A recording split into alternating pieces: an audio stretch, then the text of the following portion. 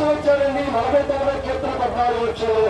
ఈ మాట రాయబడి ఉంది, వారి పాతాళంలో మందగా కూర్చోబడి వారికి కాపరిగా ఉన్నది. ఈనాడు మానవుడు వీళ్ళ చుట్టూ నుండి మానవాళికి విడుదల కలిగించేవారు ఈ ప్రపంచంలో ఎవరు కూడా ఎవరి యొక్క వాక్యం ఖచ్చితంగా మాట్లాడుతుంది.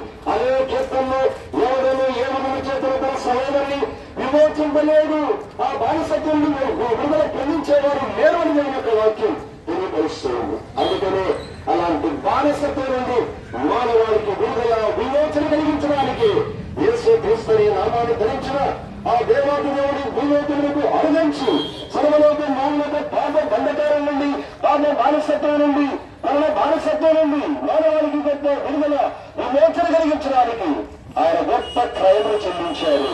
ఆయనే యేసు క్రీస్తు నామాన్ని ధరించిన దేవాది దేవుడు మహామహులని అనేటువంటి వారు చాలా మంది మరి మనకు బానిసత్వం నుండి విడుదల పొందించాలనుకున్నారు. కానీ వారు కూడా బానిసత్వంలోనే మరణించారు. కానీ ఆ ప్రేమైన దేవుడు సర్వలోక మానవాన్ని బానిసత్వం నుండి వీళ్ళలోకి తీసుకొని రావడానికి ఆయనే కలవరి శిలువకి గొప్ప క్రయములు చెల్లించి వచ్చారు. మన యొక్క పాప బంధకాల నుండి, మన యొక్క మన్న బంధకాల నుండి, మన యొక్క పాపాలకు వేదం నుండి మన యొక్క ఆత్మను విమోచించడానికి